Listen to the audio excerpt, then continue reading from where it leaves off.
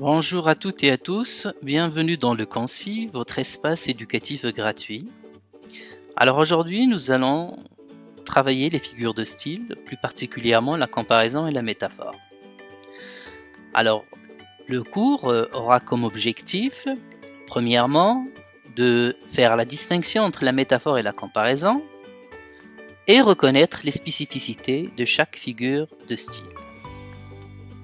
Alors, commençons déjà par ce qu'on pourrait appeler une métaphore simple, dans laquelle on compare deux éléments de même nature.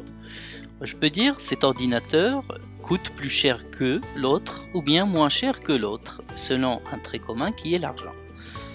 On peut comparer des éléments de nature différente, comme dire, par exemple, cette fille est belle comme une fleur, ou bien comme la lune. Voire aussi, je peux dire aussi, cette voiture est rapide comme un avion. Alors tout cela, on peut les considérer comme étant des comparaisons assez simples. Mais le plus important, c'est quand on compare, on le fait selon ce qu'on appelle un trait commun. Alors le trait commun, il va changer d'une phrase bien sûr à une autre, d'un contexte à un autre.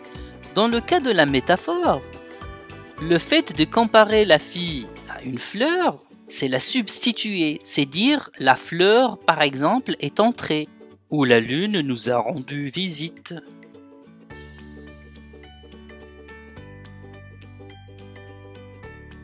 Alors maintenant ce qu'on doit retenir, c'est que la comparaison elle rapproche deux objets, soit dans leur totalité, soit d'une manière partielle, soit à partir de détails précis. Par exemple, je peux comparer une voiture dans son intégralité, ou bien je peux comparer seulement la roue d'une voiture, ou bien la carrosserie d'une voiture, etc. Alors la comparaison, elle met toujours en scène quatre éléments essentiels. Le nom, les noms c'est vrai, ils peuvent changer, mais pour les deux premiers, ça reste toujours la même chose. Nous avons un comparé, c'est-à-dire la chose qu'on compare. Rappelez-vous le cas de la fille, on a dit la fille est belle comme une fleur. Alors dans ce cas-là, la fille c'est le comparé. Un comparant, c'est à quoi on la compare, c'est la fleur.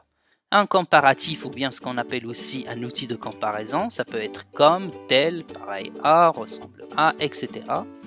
Et un point de comparaison, ce qu'on a appelé aussi un trait commun. Là, alors la ressemblance qui existe entre le comparé et le comparant. Alors quand on a dit la fille est belle comme une fleur, c'est quoi le trait commun? C'est la beauté. D'accord? Alors, par exemple, il faut faire attention, on ne peut pas dire par exemple une voiture est rapide comme un escargot, sauf si on veut se moquer ou bien dire autre chose que ce qu'on dit, et on est dans ce cas-là face à une autre figure de style.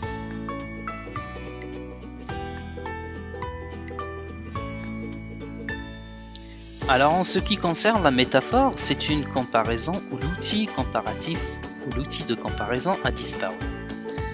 Rappelez-vous, on a dit que pour comparer, nous avons besoin d'un outil de comparaison, comme tel, pareil, comme, etc.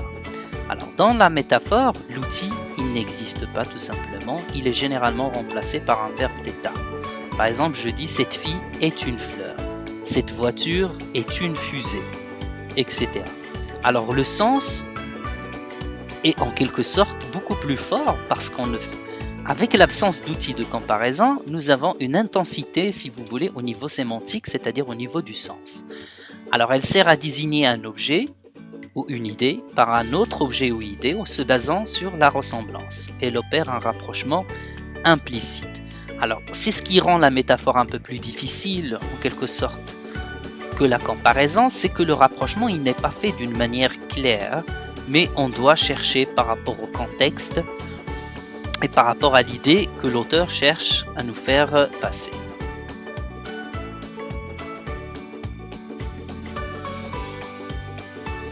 Bon, maintenant travaillons ensemble ces 5 phrases qui ont été extraites de l'œuvre La boîte à merveilles d'Ahmed Sifrem. Alors ma mémoire était aussi fraîche. Que t'arrive-t-il, chien galeux? Une lampe à pétrole identique à celle de notre voisine. Tu es un cadavre et je n'aime pas toucher les charognes. La campagne paraît comme un bouquet sentait le miel.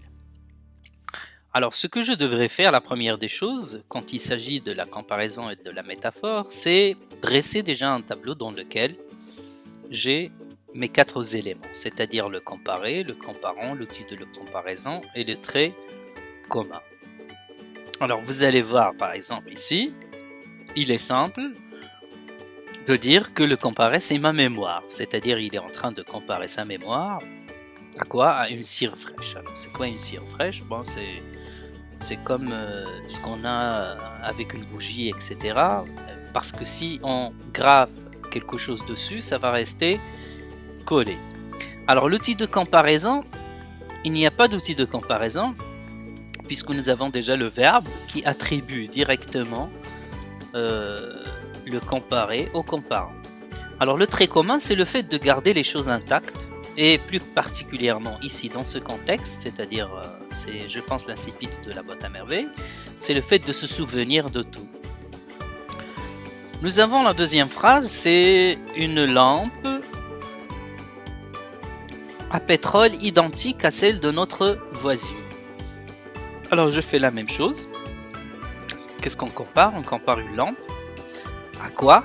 Alors ici nous avons celle de la voisine. Celle vient ici remplacer une lampe identique à la lampe de la voisine. Et c'est quoi l'outil? Alors ici vous avez l'outil de comparaison, c'est identique à. Et le trait commun, c'est la forme. C'est-à-dire qu'ils sont pareils. On ne peut pas les distinguer. La troisième phrase, c'est que t'arrive-t-il, chien galeux? Alors pour cette phrase particulièrement, puisque vous avez déjà dans le régional l'ensemble du texte pour recourir au contexte, vous allez comprendre que c'est l'épisode dans lequel la mère du narrateur, Sidi Mohamed, l'appelait à maintes reprises. Elle commençait déjà par l'appeler Si Shrif, où es-tu Si Shrif, etc. Et puisqu'il ne répondait pas, elle a commencé à l'insulter. Hein? Alors nous avons ici le T, le tu, si vous voulez, se rapporte à Sidi Mohamed. Et sa mère le compare à quoi? À un chien galeux. Il n'y a pas d'outil de comparaison parce que nous avons attribution directe, comme on l'a dit, substitution de l'enfant à un chien. C'est comme si elle lui disait tu es un chien. C'est quoi le trait commun? Ici, ben, on peut dire c'est l'impolitesse. Le fait de ne pas entendre ce que lui dit sa mère, etc. Alors, pour la phrase suivante, nous avons la campagne paraît comme un bouquet, sentez le miel. Alors, le comparer, c'est la campagne. On la compare à quoi? À un bouquet. Un bouquet, bien sûr, de roses. L'outil de comparaison, c'est comme, c'est clair. Et le trait commun, c'est l'odeur du miel qui est, c'est déjà, elle est fournie, si vous voulez, il est fourni dans la phrase elle-même. Ça veut dire l'odeur que dégage la campagne parce qu'elle est fleurissante, etc. La phrase suivante, tu es un cadavre et je n'aime pas toucher les charognes. Alors ici, le tu, ça veut dire c'est celui de la personne. Il est directement lié à celui de cadavre. Alors c'est le tu ici qui réfère à une personne qui est comparé à un cadavre. Il n'y a pas d'outil de comparaison. Et c'est quoi le trait commun? C'est la charogne. Alors c'est quoi une charogne? C'est quand on laisse un cadavre tout simplement moisir quelque part, qu'il commence à se dégrader tout seul. Alors vous savez maintenant, comme on l'a déjà vu, alors, là où il n'y a pas d'outils de comparaison, nous avons des métaphores. Bon, là où il y a des outils de comparaison, il s'agit bien sûr de comparaison claire et nette.